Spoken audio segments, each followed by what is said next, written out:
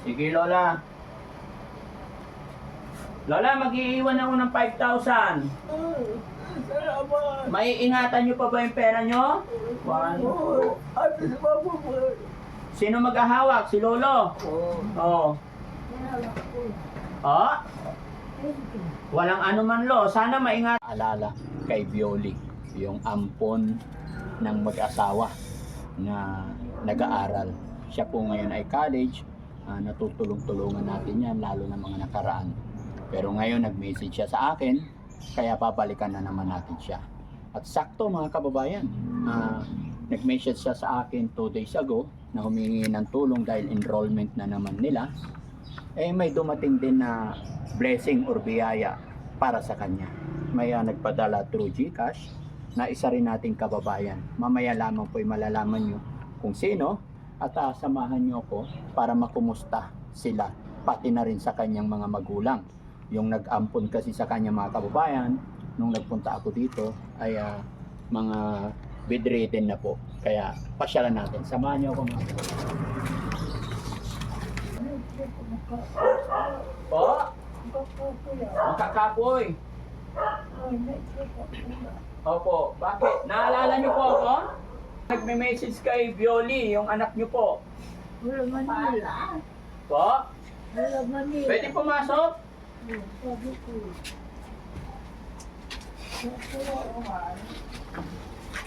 Tuloy sa inyo punta Maynila. Kailan siya umalis? Christmas? Christmas. Ha? Christmas. Nung Christmas umalis siya. Oh. Hindi pa bumalik hanggang ngayon? Nag-message kasi siya sa akin na humingi ng tulong para sa enrollment niya. Kaya nandito kami ngayon. Akala ko nandito siya. Po? Ay, isang buwan na siya hindi umuwi. Pero mula noon, ngayon lang siya umalis?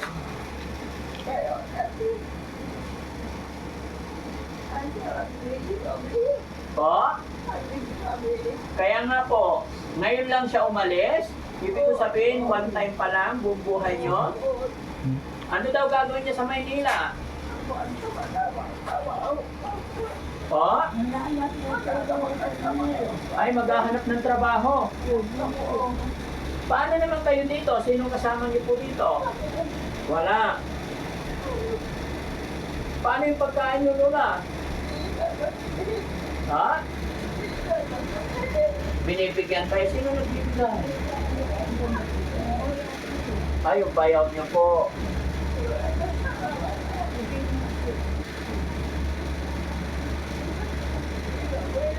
Po? Huwag ka lang umiyak. Sige lang po. Ha? Upo ka lang tayo, upo ka lang. Hindi nyo po mahanap. Paano ito? Po? Hindi rin kayo makaalis dalawa. Bakit po?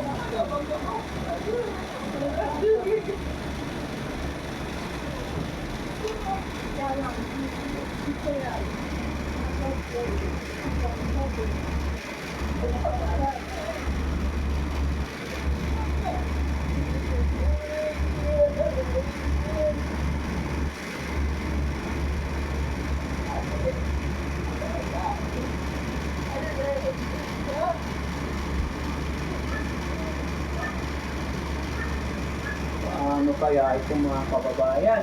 Si nanay kasi hindi na siya nakatayo. Tapos si tatay, stroke na rin. Hindi na sila nakakapagluto. Akala ko andito si Violi. Try ko siyang tawagan, Nay. Kasi nag-message siya sa akin. Kaya nung Wednesday lang to. Wednesday, Thursday, Friday, Saturday ngayon, 3 days ago. Ayan. Sa-text ko po siya, nagsabi niya sa akin,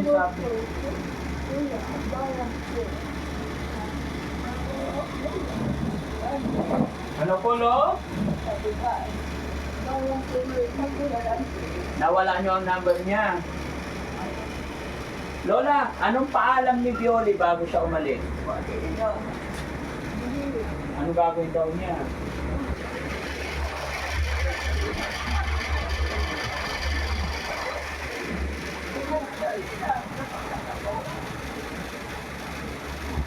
Try ko tawagan.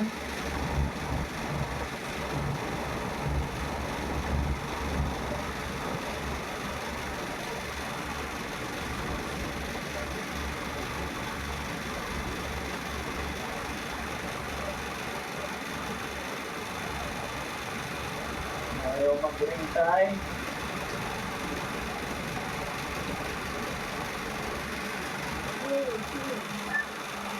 Po? Opo. Nakapag-text kasi siya sa akin, Tay. 3 days ago. 3 araw na nakalipas nung nag-text siya sa akin.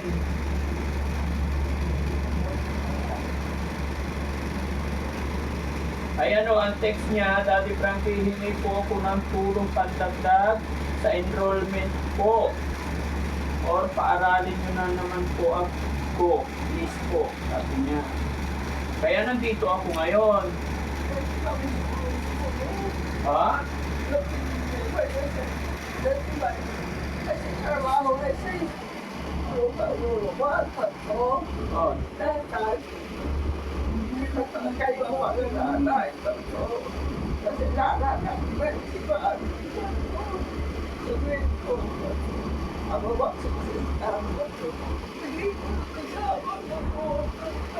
Oh. Aliway? Aliway?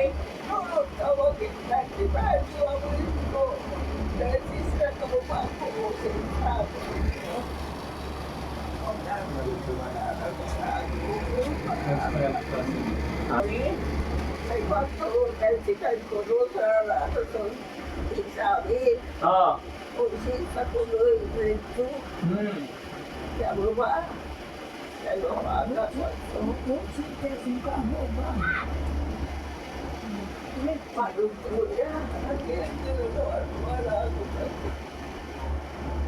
Huwag kayong mag-alala sa grade niya, Lola. Ha? Yung katawan niya ang hinahanap nyo. Bakit niyo po hinahanap, Lolo? Po? Hindi kayo nakakain. Dahil hinahanap niyo siya, 1 buwan na siyang wala. So, sino kasama niyo dito ng New Year? Tsaka Pasko? Kayong dalawa lang. Po?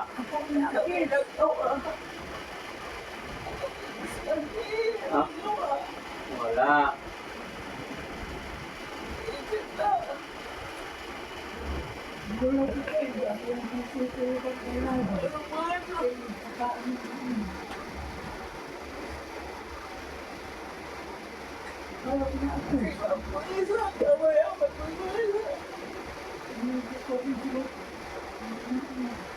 Hayaan nyo. Lola, hayaan mo po. Huwag ka pong mag-alala. Mapapanood ni Bioli ito. Baka uuwi na siya. Oh, kung mapapanood niya, Lola, ano sasabihin mo po kay Bioli?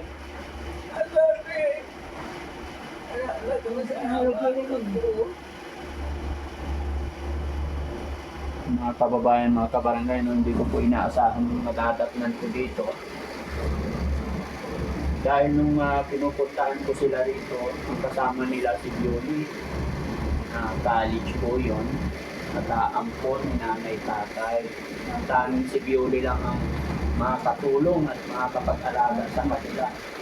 Dahil si tatay po, stroke na, hindi na niya kayang magluto, hindi na rin kayang maghanap buhay. Si nanay naman, firme na kahiga na. Makikita niyo po yung mga damit nila. Ilang araw na po kayo hindi nagbihis, Lolo. Oh? Tagal na kasi nakahiga si Lola mga kababayan. Ito yung mahirap mga kababayan. Mag-asawa po sila, hindi talaga sila nagkaroon ng anak. Tapos mga kapatid, wala na rin po. Ha? Oo. Si Bioli. Pag nandito siya, Lo, pag nandito si Bioli, saan siya natutulog? Ay, sa kabila. May gamit pa siya dyan?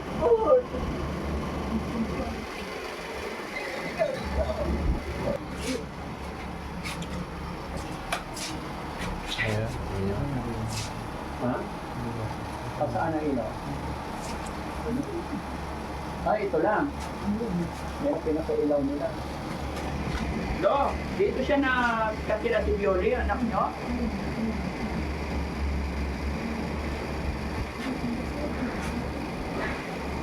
Po? Dahil po nag-message si Bioli sa akin na humingi siya ng tulong para sa tuition niya. Gaya po natin sinabi dahil siya po ay ating beneficiary at tinutulungan. Dahil po sa kanyang nanay at tatay. Tay, dito ka tay. Balik ka dito tay. Upo ka dito. Upo ka lang dun tay. Opo, kilala ko po tay. Yan. Kaya kami pumunta dito dahil humihingi siya ng tulong. Pangalawa po, may nag-message po sa akin at ito po ang kanyang mensahe. Good day, Daddy Frankie. Bago lang kami na follower mo ng asawa ko. We are retired both in our late 60 from Santa Clara, California. Yan. I like to send a little cash via GCash para kay Bioli, the adopted na dalaga and supporting student. Medyo nakaka-relate ako kasi ako sa Pasko na naghirap noon. Ako'y nasa college sa CLSU Muñoz, Nueva Ecija. I have your GCash account from Daddy Frankie Official. Alam ko na safe at hindi mapupunta sa ibang recipient. My name is Marcelo Binloan from San Carlos City, Pangasinan. From San Carlos City, Pangasinan, anak din ako ng Pangasinan. And proud to be Pangasinan. Ayan. Mga kababayan, si Sir Binloan, nagpadala po sila ng, magkano pinadala Rab? 68. Ayan. 5,868. Pero sabi po ng sender is ibibigay kay Bioli. So kailangan mahanap ko ngayon si Bioli dahil ang problema mga kababayan, nagulat ako nung nalaman ko na almost 1 month na. Bago magpasko Lola, umalis siya dito. Pasko New Year, hindi na ako nakabalik. Wala rin po kayong contact sa kanya. Ha? Hindi sumasagot sa inyo?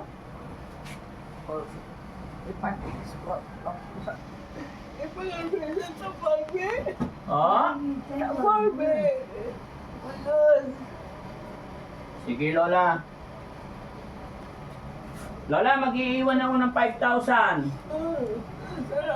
Maiingatan nyo pa ba yung pera nyo? 1, 2. Sino mag-ahawak? Si Lolo? Oo. Oh. Walang ano man Lo. Sana maingatan mo yung pera mo. Po? Bigas. Ano po yun Lola? Uuwi na sana. Sige Lola, manawagan ka kay Bioli, mapapanood niya po ito. Sige, ano sasabihin mo kay Bioli? Sige po.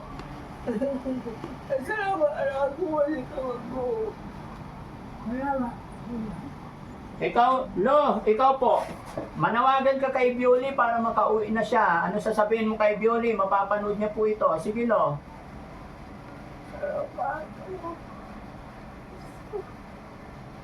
Sige Lolo, magsalita ka na lang.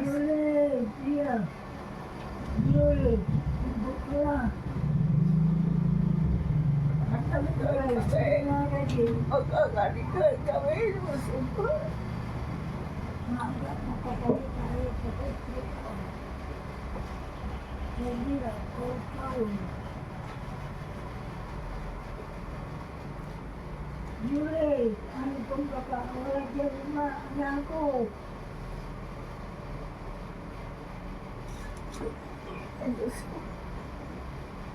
Ano pong Yuri? Lo, hindi po kami ang Bioli. Kayo po. Kaya kung ano yung gusto mong sabihin kay Bioli, dahil kayo ang nangangailangan kay Bioli, hindi po ako. Hindi po kami. Kayo po. O, ano sasabihin mo kay Bioli para uwi na? Salamat ako. Salamat. Wala anak ko. Kapatili ko bilis ka. At kabilis ako. Okay. Lola, last word po para kay Ating Bioli, para uwi siya. Anong mensahe mo po? Pasakali ba? Ha? Pasakali ba? Ilalago. Mapagsalita. Dahil hindi lang po iisa or 5 taon na nakahiga. Kaya kung mapapansin nyo yung bahay nila, talagang wala nang ayos, wala nang linis, pati damit ni lolo at lola. Lo, baka mawala mo yung pera mo. 5,000 yan, ha? Ingatan mo ha, para may pambili kayong ano. Madam, kuha ka nga isang sakong bigas. Sa akong dito. Oo, dali, para hindi na sila pipili. Salamat. Yun, sabi ni Lola mga kababayan, pinapanalangan niyang bumalik na si Bioli para may kasama sila at namimiss na rin daw nila yung anak nila. Kaisa-isang ampon po nila yan. No? At saka mga kababayan, pasensya na po kayo. Yung padala dito na padala po ng ating kababayan ay hindi ko pa maibigay dahil imi-message ko pa. Dahil ang sabi dito is ibigay kay Bioli. Pero huwag po kayong mag-alala dahil tawag nito, nag-iwan naman ako ng tulong pinansyal. Pero yung cellphone ko ulit. At sa nagpadala mga kababayan, lalong-lalo na kabayan natin yan, na nasa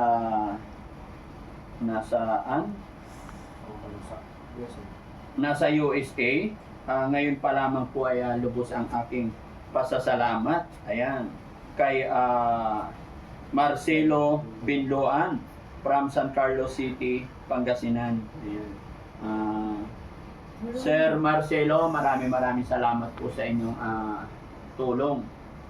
Napakalaking bagay po ito, pero hindi ko pa maiwan dito dahil unang-una medyo ulyanin na po si Lolo at hindi rin sila nakakagalaw. Pero yung mga 5,000 na iniwan ko, hindi naman nila maubos agad-agad. Pero kung ano man, pag na-message ko sila, pwede kong ibalik agad dito or pag nakausap ko si Bioli. No? Kaya mga kababayan, mga kabarangay, i-share mo po yung videos na ito para mapanood ni Bioli, para maka-reply siya sa amin. Kasi kanina ko pa siya tinatawagan umaga, hindi rin siya.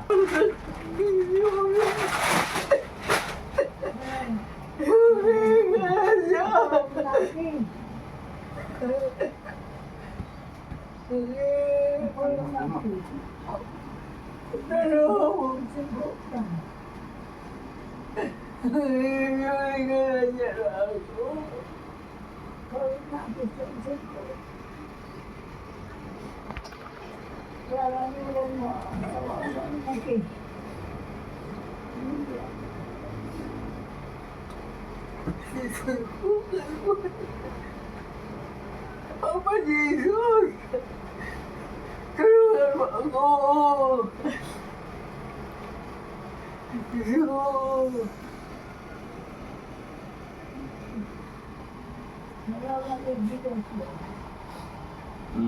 Oh, matagal nyo na maubos tulo, ha? Para may pangsaing kayo. Salamat! Opo, babalik ako dito, Lo. No? Bioli. Bioli, sana mapanood mo to. Walang ibang sigaw or walang ibang sinasabi si nanay kundi ang kanyang anak na si Bioli. Bioli, sana mapanood mo to. Sana magkausap tayo para hindi maiwanan si nanay at tatay. Dahil nakakaawa yung sitwasyon nila dahil hindi na po sila nakakapagtrabaho pareho. Si tatay nakakatayo pa pero isang kamay niya hindi na niya ngayon. Kaya ang pagkain daw nila mga kabuhayan, mula nung wala si Viole, umaasa na lang sila sa bigay ng mga kapitbahay. Nakakaawa naman yung dalawang matanda mga kababayan. Ganito na pala ang kanilang dinadanas. Lumipas ang Christmas, Pasko, Pasko tsaka New Year ay wala silang kasama, no? Pero maawain pa rin ang Panginoon. Buti na lang. Salamat po sa kababayan talaga natin kay Sir Marcelo Pinluan sa pagpadala ninyo ng tulong sa ating mga kababayan. Shoutout po at mabuhay po kayo.